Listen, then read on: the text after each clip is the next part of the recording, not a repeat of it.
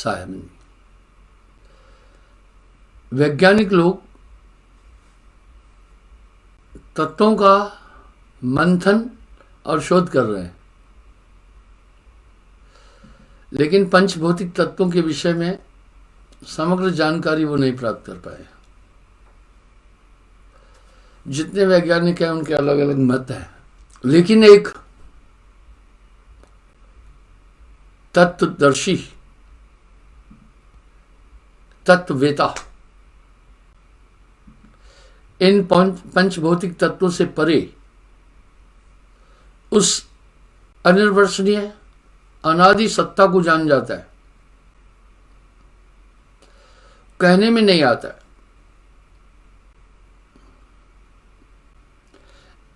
एक वैज्ञानिक ने घोषणा की थी कि मैंने ईश्वर को देख लिया है। विज्ञान की एक वृत्ति है,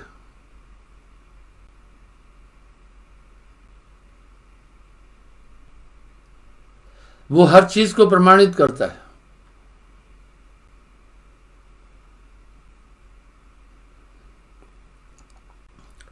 वैज्ञानिक लोग ईमानदार होते हैं। विज्ञान सच पर ही टिका हुआ है। तो बहुत और वैज्ञानिक इकट्ठे हुए, कहा भाई अगर आपने सृजन का आधार जान लिया है, सृष्टि का आधार जानने से ही परमात्म तत्व की अनुभूति होती है, यानी सृजन का बेस समझ में आ जाए। इसलिए दुनिया का सबसे अहम प्रश्न है को अहम कितमितम के कारण जगत उत्पादन है, को है कर्ता विषय आना। मैं क्या हूं, संसार क्या है, उसकी उत्पत्ति क्यों हुई, उसका सृष्टा कौन है। मैंने परसों भी कहा था, इंसान ने अपने स्वार्थ और अर्थ सिद्धि के लिए बहुत से भगवान बनाए। इसलिए आदमी ये निर्णय ही नहीं कर पा रहा है कौन सा मत, कौन सा पथ, कौन परमार्थ पद की प्राप्ति के लिए उपयुक्त है। यहां एक शब्द बड़ा सटीक है, ब्रह्मानंद जी का है, नाना पंथ जगत में निज निज गुण गावे। नाना पंथ जगत में निज निज गुण गावे, सबका सार बताकर गुरु मार्ग लावे। जब वैज्ञानिक लोग काफी इकट्ठे हुए, उन्होंने कहा भाई अगर तुम परमात्म तत्व को, सृष्टा को, उस अन्य पावर को जान चुके हो तो दिखाओ। उसने एक अच्छा प्रमाण दिया। एक खाली गिलास रखा,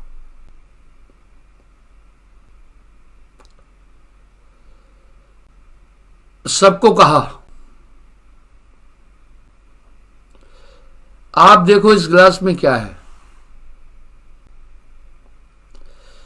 वैज्ञानिकों ने कहा इस गिलास में वायु है। हवा तो एवरीवेयर है। जब इसकी गति अधिक हो जाती है तो स्पंदन बढ़ने से फील होता है, लेकिन जब गति नहीं है तो वायुमंडल में वायु तो है।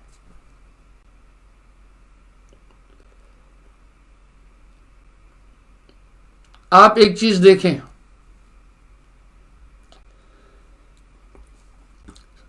शाम का सूर्य ढलने वाला हो, आपके झरोके से थोड़ा सूर्य का प्रकाश आ रहा है कमरे में, बाकी रोशनी नहीं है। उसमें आप देखते हैं धूल के अत्यंत सूक्ष्म कण उड़ रहे हैं।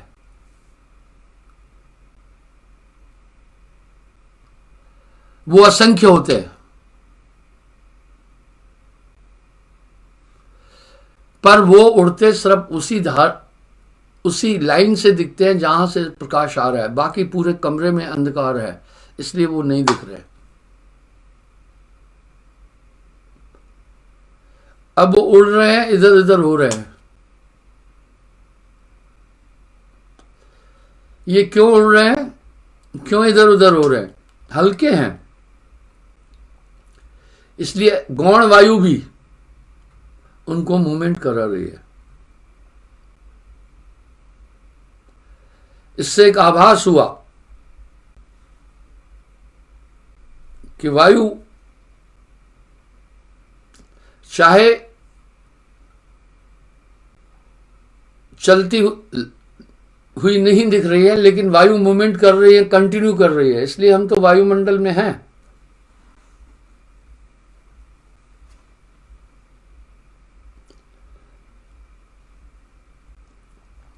उस वैज्ञानिक ने कहा किसी सड़क पर जाते हुए आदमी को बुलाओ।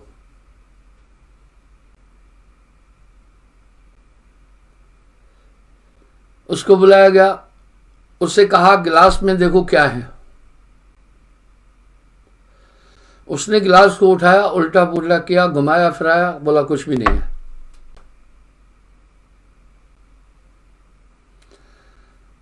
वैज्ञानिक ने कहा एक बार ध्यान से और गहराई से देखो, इसमें कुछ है। फिर वो गिलास को उठाकर चारों तरफ घुमा करके वहीं रख दिया, बोला कुछ भी नहीं है। बोला जाओ। उस वैज्ञानिक ने तब बाकी वैज्ञानिकों को कहा जिस तरह इस व्यक्ति ने, आप हम सब जानते हैं इसके अंदर वायु है, पर उसको कुछ नहीं दिखाई दिया। इसी तरह मैंने उस तत्व को देखा है, लेकिन मैं उसका वर्णन नहीं कर सकता। वाह! इसलिए शास्त्राकारों ने, संतों ने उस परम तत्व को की व्याख्या कैसे की है? अक्कह, अनिर्वचनीय, अनुपम, अनीह आदि शब्दों से उसको अलंकृत किया।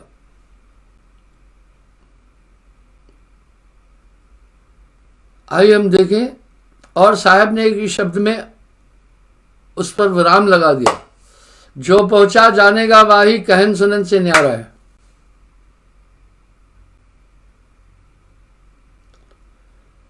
वो कहने सुनने से न्यारा है। साहब कह रहे हैं करोड़े जतन सखी साहिब मिलन की, गुड़िया गुड़वा भुइया भवानी, तज दो ये बनिया लड़कैया खिलन की। कहते बच्चों का खेल जो होता है गुड़िया गाड़िया से खेलते हैं, इस तरह से भुइया भवानी में तुम नहीं उलझो। उन्होंने उस अव्यक्त को अनिर्वचनीय, अकह आदि अनंत शब्दों से अलंकृत किया। लिखा न जाए, पढ़ा न जाए, और ये कह दिया कहन सुनन से न्यारा है। फिर बोल रहे हैं जो पहुंचा जानेगा वाही कहन सुनन से न्यारा है। कहत कबीर ये सैन गुंगा तणी, होए गंग तो समझ आए। अक्सर मैं एक बात बोलता हूं, तो निसंदेह वो आत्मा शरीर के अंदर भी नहीं है, बाहर भी नहीं है।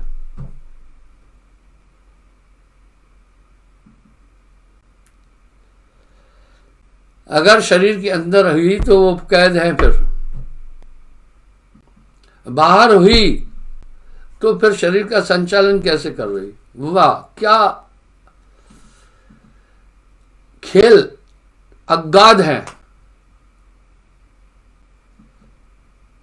जिसकी गम में कोई नहीं प्राप्त कर पा रहा है।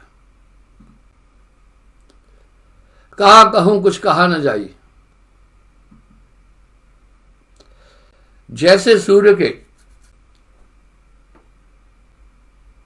प्रकाश के कारण ही परछाई का जन्म होता है, वस्तुतः परछाई का कोई अस्तित्व नहीं है।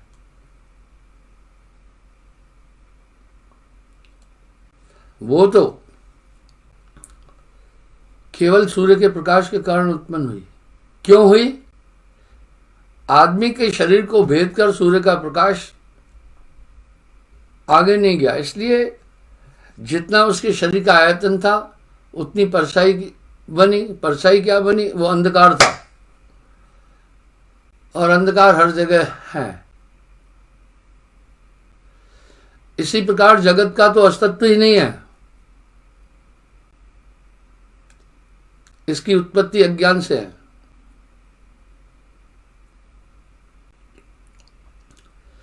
कहत कबीर सुनो भाई साधो, जगत बना है मन से।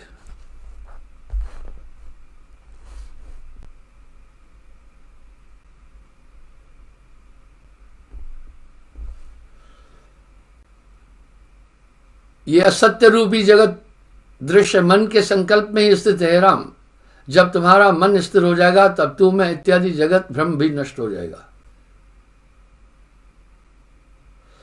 चित्त की मलिनता का नाम ही संकल्प है।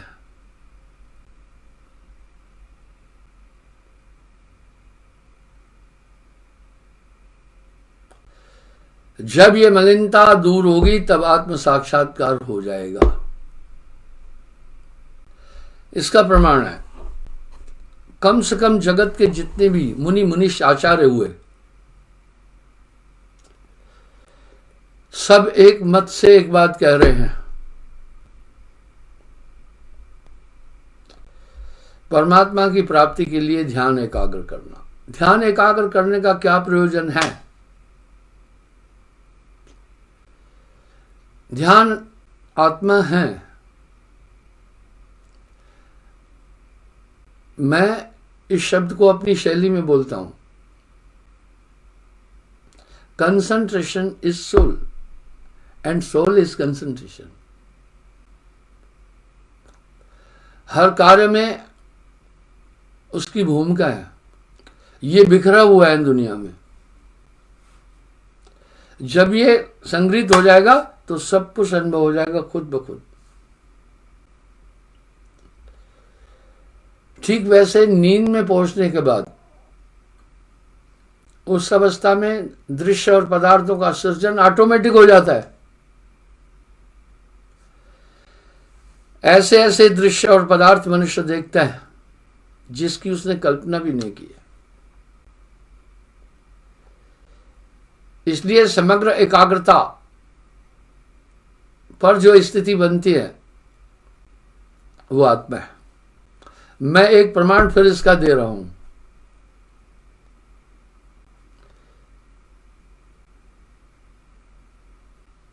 जब शुकदेव राजा जनक के पास आत्मज्ञान के लिए पहुंचा तो राजा जनक ने कई प्रमाण दिए आत्मा के।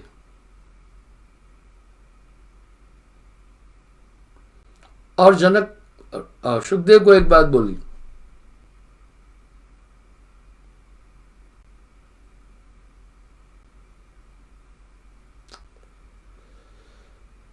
तुम अगर मुझसे आत्मज्ञान चाहते हो तो मुझे गुरु बनाओ।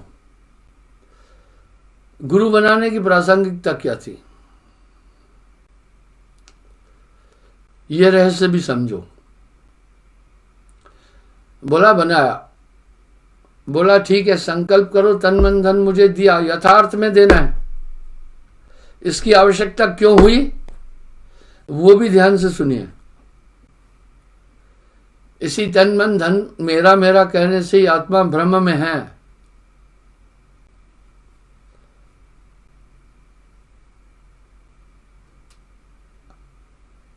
अष्टावक्र का संवाद है। राजा जनक ने कहा था जो मुझे क्षण मात्र में आत्मा का ज्ञान देगा उसे मैं इतनी इतनी गौएं दूंगा।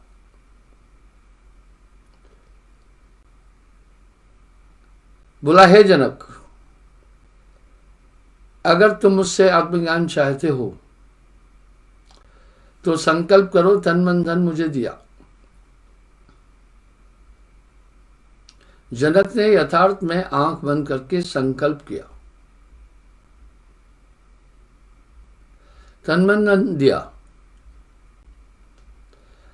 कहा, हे जनक, ये तन हूं मैं, अब तुम ये नहीं सोचना। तन तो मुझे दे चुके हो। बोला, हाँ। हे जनक, ये धन भी मेरा है, इसलिए राजमहल, सेना, खजाना, धन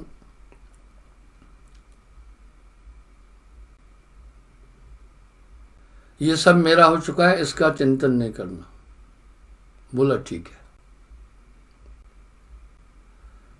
बोला, हे जनक, मन भी मेरा हो चुका है, खबरदार इस मन से कोई भी संकल्प किया, मैं आज्ञा देता हूं, मन मेरा है, इसका प्रयोग अब नहीं करना।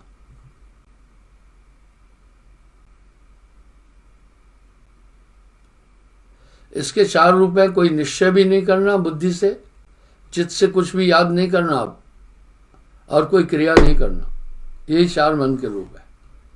एकाग्र हो, आंख बंद कर, देख क्या है। राजा जनक ने कहा, मैंने आत्मा देख ली। आत्मा तो स्वानुभूति से अनुभव होती है, उसका कोई प्रमाण नहीं दिया जा सकता है। ऐसा नहीं था कि अष्टावक्र ने जनक के शरीर से आत्मा निकालकर उसे दिखाई होगी कि ये देख जनक, ये तेरी आत्मा है। यहां एक भ्रांति हुई। फिर तो एक अष्टावक्र था, एक जनक था, और एक आत्मा थी। आत्मा को कौन देख रहा था? जनक। अर्थात देखिए, यहां बहुत बड़ी बात बोल रहे हैं। मन के स्थिर हो जाने पर मैं तू इत्यादि जगत भ्रम भी नष्ट हो जाता है। वाह, चित्त की मलिनता का नाम ही संकल्प है। मलिनता दूर होगी तभी आत्म साक्षात्कार होगा। जैसे अबोध बालक की परछाई में भूत होने का भ्रम पैदा होता है, वैसे अज्ञानी व्यक्ति को यह जगत भ्रम होता है, जगत है ही नहीं।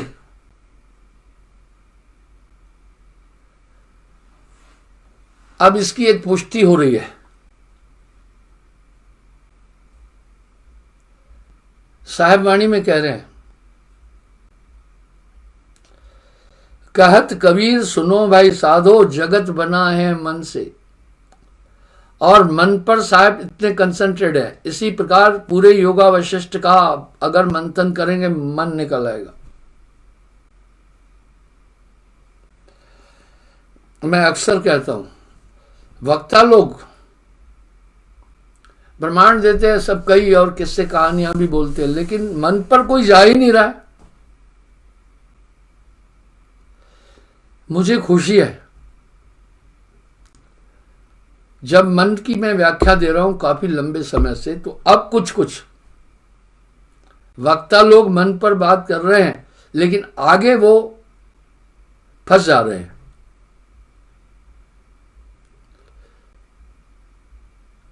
मन छीने कोई बिरला भेदी, मन को कोई देख न पाए, नाना नाच नचाए। जैसे बाजीगर बंदर को नाना नाच नचाता है, इस तरह मन जीव के संग मन काल रहा ही, अज्ञानी नर जानत नहीं। अब वशिष्ठ जी क्या बोल रहे हैं? राम, मन की मलिनता क्या है? संकल्प विकल्प, ये बड़े प्रबल है। सफेद रंग पर कोई भी छींटा फेंकोगे वो ग्रहण कर लेता है, लेकिन वो अपना स्वभाव नहीं छोड़ता है। आत्मा भी ऐसे ही है। आप जल में कुछ भी डालिए, वो उसको धारण कर लेता है। नींबू डाला खट्टा हो जाएगा, चीनी डाली खट्टा हो जाएगा। लेकिन जब उसे वाष्पीकृत, वो अपना मूल रूप नहीं खोया, इन सबको धारण करके भी उसने मूल रूप नहीं खोया और सब रंग उस पर ही आए। इस तरह आत्मा मन और माया को धारण करके भी अपना मूल रूप कभी नहीं खोती है। वो ज्यों की त्यों है, जस की तस है, न कमती है न बढ़ती है। वो ऐसा एलिमेंट है एक। इसलिए शास्त्राकारों ने आत्म तत्व बोला, तत्व बोला। हम तत्वों को समझते हैं। वो एक तो भौतिक तत्व है, 5 जल, अग्नि, पृथ्वी, वायु, आकाश। अब इनको तत्व की संज्ञा क्यों दी, एलिमेंट की संज्ञा क्यों दी? कि इसके अंदर अपनी एक एनर्जी है। जल में भी एनर्जी है, अग्नि में भी एनर्जी है। आप देखो अग्नि की और वायु में एनर्जी है। वायु की एनर्जी से ही तो ट्रेनें चलती थी। आकाश में भी एनर्जी है। इन सब एनर्जियों का स्रोत ही शून्य है और शून्य एक एलिमेंट। मैंने शून्य में आपको बताया था किस प्रकार पांचों तत्व लय हो जाते हैं और शून्य में रचो संसारा। ये पूरा संसार शून्य के अंदर है। हमारे धर्मशास्त्र यहां तक पहुंचे हैं, वेद भी यहां तक। वेद निराकार का नेति नेति गौराय। एक एनर्जी है जिसका कोई भौतिक स्वरूप नहीं है, लेकिन एनर्जी है जो पूरी दुनिया को चला रही, उसको ईश्वर तत्व का। पर इस एनर्जी का उद्गम भी एक सत्ता से है। बस वो निराकार थे वेद, आदि वेद जाने नहीं। अब यहां साहब एक शब्द बड़ा सटीक कह रहे, गण, और इसी एनर्जी तक पहुंचे, शून्य एनर्जी तक। गण, गंधर्व, ऋषिमुनि और देवा सब मिल करें निरंजन सेवा। इसी शून्य एनर्जी को निरंजन भी कहा, निराकार भी कहा, जिसका आकार नहीं। आप सोचे, दादू दयाल जी साहब की थ्योरी पर एक बात कर रहे हैं। कोई सरगुण में रीझ रहा, कुछ तो सरगुण में लगे, यानी पंचभौतिक तत्वों में। कोई निर्गुण ठहरा है। आप इस पर ध्यान दें।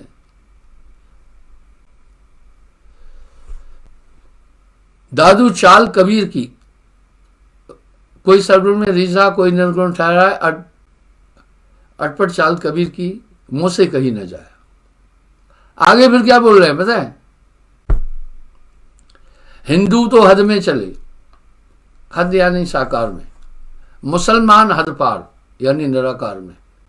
दादू चाल कबीर की दोनों दिन में ना है। इसलिए आप एक विचार करें, एक चिंतन करें कि ऐसे तत्व की बात कबीर साहब ने अपनी वाणी में कह दी।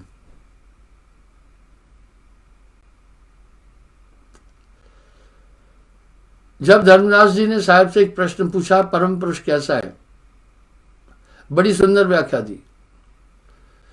पता है क्या बोले?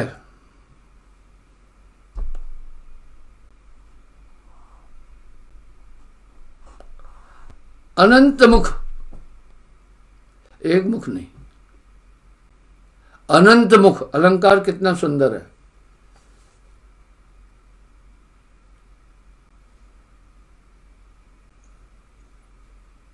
कल्प, असंख्य कल्प जाय सिराई। क्या कह रहे?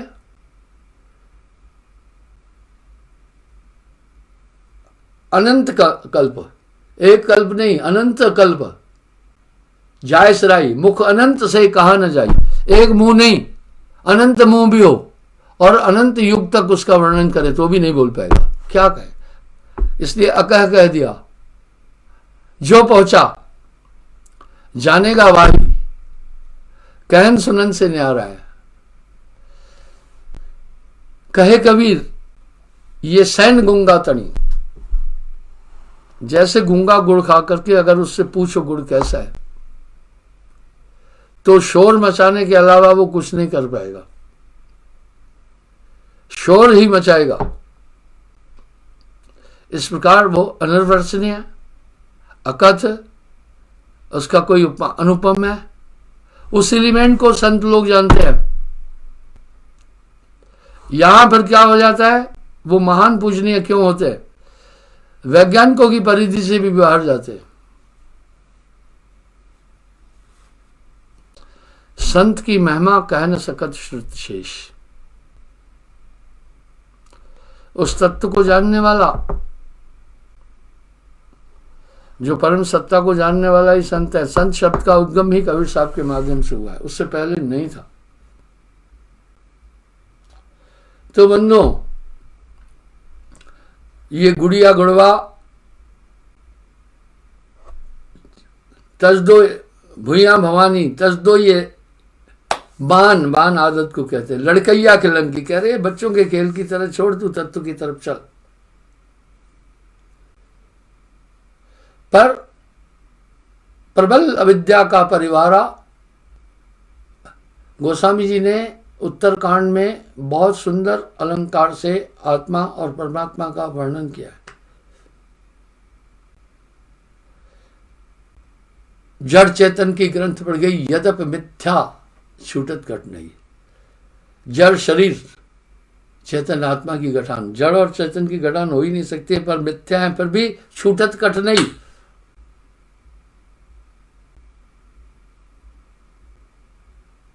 भ्रमवश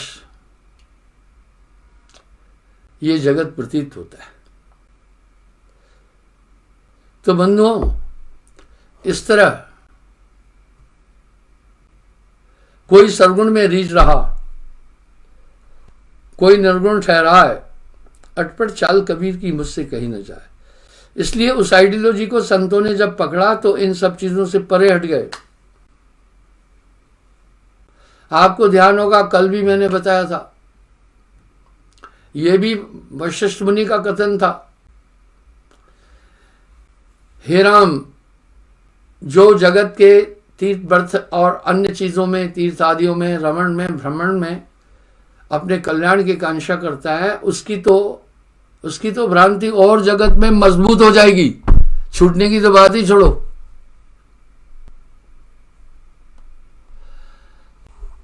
अर्थात क्या यहां खंडन किया? नहीं, वो तो साफ साफ बोले, खेल ब्रह्मांड का पिंड में देखिया जगत की भ्रमणा दूर भागी। आदि जब उनकी पूरी वाणी का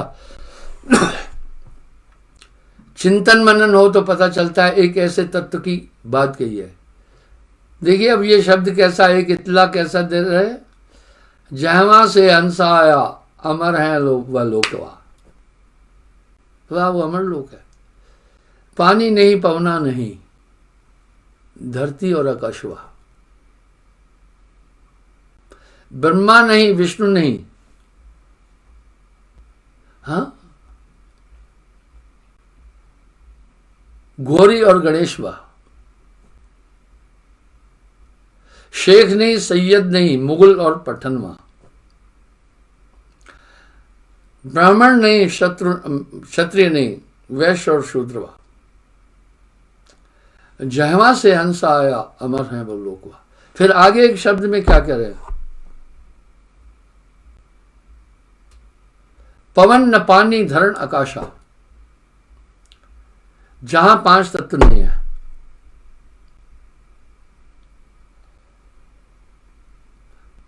पुरुष नारी, वहां स्त्री पुरुष भी नहीं है।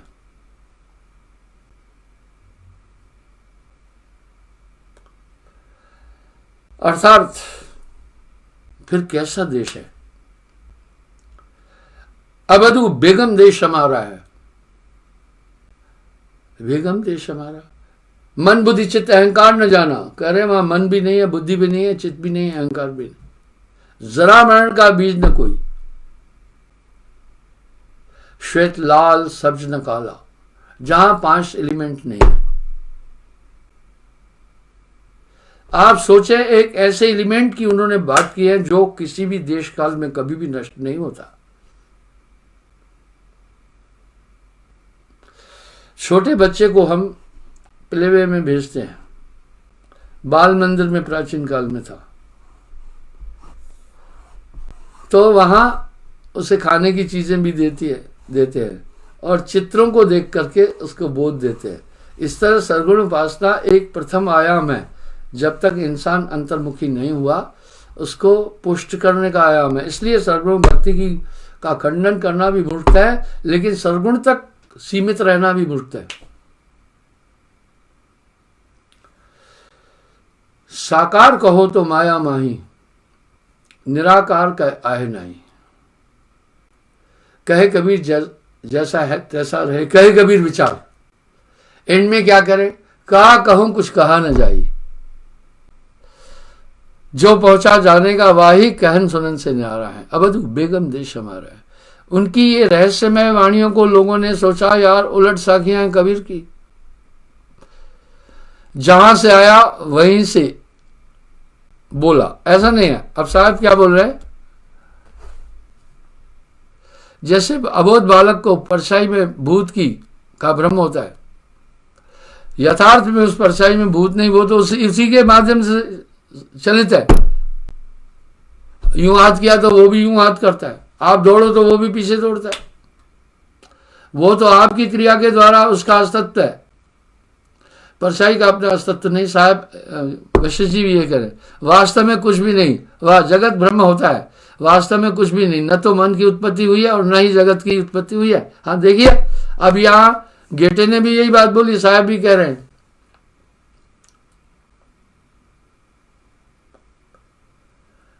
कहत कबीर सुनो भाई साधो, जगत बना है मन से। कह रहे वास्तव में तो मन की उत्पत्ति नहीं हुई है, दोनों मिथ्या है।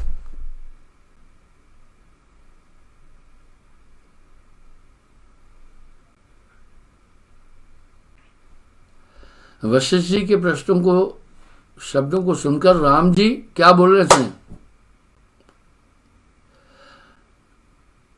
महात्मनम आपका कथन मेरी समझ में नहीं आया।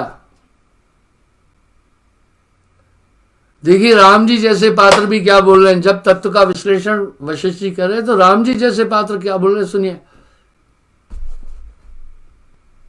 आपका कथन मेरी समझ में नहीं आया, आपके वचन ठीक वैसे ही लग रहे हैं जैसे कोई कहे कि बांझ के पुत्र ने पर्वत को चूर्ण कर दिया, खरगोश को सींग है, पाषाण पुतलियां नृत्य कर रही है। ठीक ऐसी असंभव बात आप भी कह रहे हैं।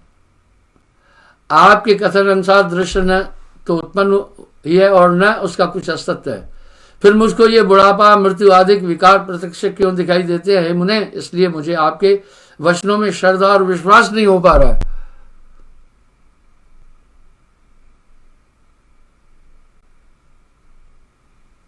यदि आपका कथन सत्य है तो उसको और सरल करके मुझे समझाओ।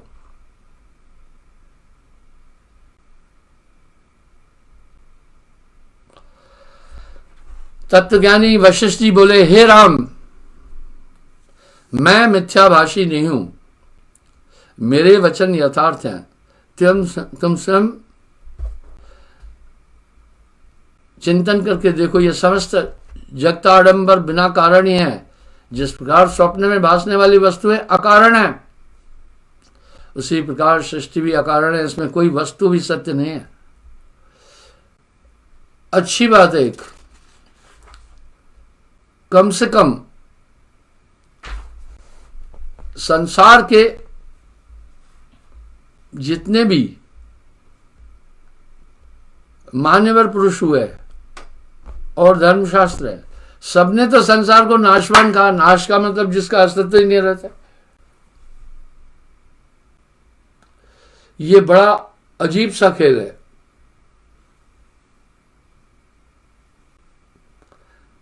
जैसे आप देख रहे हैं, मैंने उस दिन भी एक बात उठाई थी। वैज्ञानिक कह रहे हैं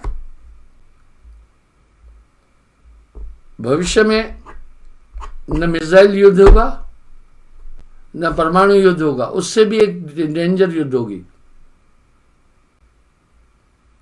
लेजर वार होगा। पूरे ब्रह्मांड में हाइड्रोजन एवरीवेयर है, उसमें हीट भी है। उसमें वैज्ञानिकों ने पहले इसका सृजन ही किया, किसने? अमेरिका ने। वो उसमें ऐसा सिस्टम है, ऑटोमेटिक हीट को संग्रहित कर लेगा, बड़ी जबरदस्त हीट पैदा करेगा। जैसे परमाणु बम हिरोशिमा नागासाकी पर गिराया गया, तो उसमें बड़े बड़े लोहे की राडें भी इतनी हीट हुई थी कि पिघलकर पानी बन गई, बड़ी बड़ी इमारतें धराशायी हो गई थी।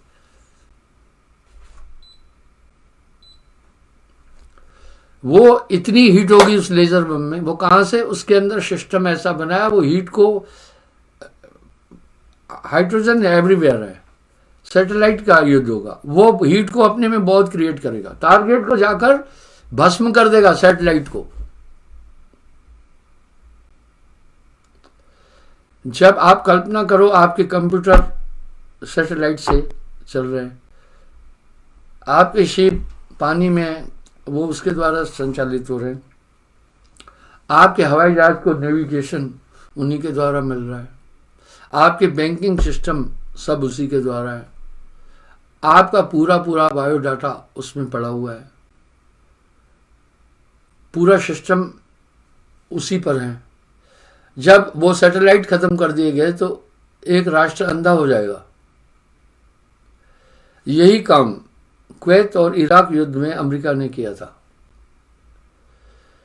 सबसे पहले उसने क्या किया था? सद्दाम हुसैन बड़ी बड़ी डींगे मार रहा था, एक बार आ जाओ फिर बताएंगे, यूं है वो है। 3 दिन के अंदर उसकी टांगे और हाथ दोनों खड़े कर दिए थे।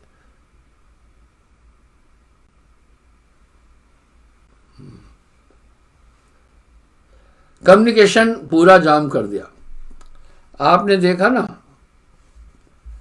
बंबई में पूरी लाइट गुल थी और बाद में अमेरिका के वैज्ञानिकों ने कहा यह काम चाइना का था।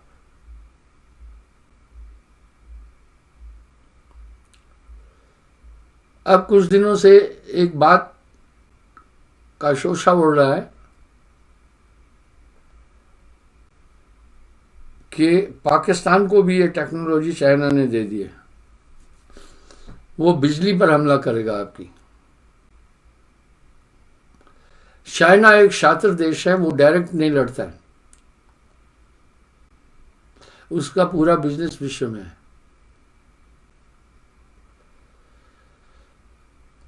तो वो दूसरे को ऊर्जा देता है। आप देख रहे हैं ना, दक्षिण कोरिया आदि देश अमेरिका जैसे देशों को चुनौती और धमकियां दे रहे हैं। उसकी अपनी कुव्वत नहीं है, ये उसकी अपनी ताकत नहीं है, ये उन देशों से मिली। तो बंधुओं,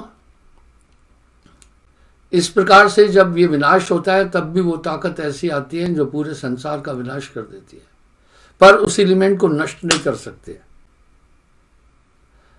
इसलिए आत्मा किसी भी देश काल में कभी भी नष्ट नहीं होगी और आत्मा की तृप्ति उसके अपने स्वरूप में ही है। पलट वजूद में अजब विश्राम में हौज मौजूद तो समझ आए, बाहर भटकने से कभी नहीं होगा, बाश के भटकते सिद्ध नहीं। इसलिए गुरु एक एक ताकत दे देता है। आपको ध्यान होगा बहुत कुछ समय पहले कुछ देशों का पूरा पूरा साइबर हैक किया गया था, नेटवर्क, खलबली मच गई थी। तो अभी वैज्ञानिक कह रहे हैं फ्यूचर में लेजर वार होगा, ये बम गोले बारूद नहीं चलेंगे, पूरे सिस्टम को खत्म कर। इस तरह जस बाहर तस भीतर जाना, ये काया है समृद्ध तेरी, काया की गत कहो नहरी, शिव गोरख सो पचपच हारे। हाँ, काया का कुछ भेद न पाए, पर जब गुरु एक आंतरिक चक्षु देता है, आपको कंसंट्रेट करता है, तब ये मन समझ में आएगा नाम होए तो मात नवाए, ना तो ये मन बांधना चाहिए, अन्यथा परछाई से लड़ना बेकार है। कितना साफ कह रहे हैं, तो ये मन ही अनर्थ का कारण है, इसी के कारण जगजाल हस्ता मलकवत प्रतीत होता है। तो कह रहे हैं उस आत्मा को बनाने वाला कोई नहीं है, वह आत्मा तो सदैव चैतन्य और सबकी रचना करने वाला है, उसको बनाने वाला कोई नहीं, वह सब में समान रूप से व्याप्त है और आदि अंत से रहते हैं। राम, जिस पुरुष को उस परमात्म शक्ति से साक्षात्कार होता है, उसकी समस्त क्रियाएं नष्ट हो जाती है और वह बोध रूप हो जाता है। उस समय उसे मुक्ति को सम्मुख देखकर भी भय नहीं होता है, मृत्यु को सम्मुख देखकर भी भय नहीं होता। कल पुनः मैं हाजिर हूंगा। क्षमा चाहता हूं, समय हो गया साहिब।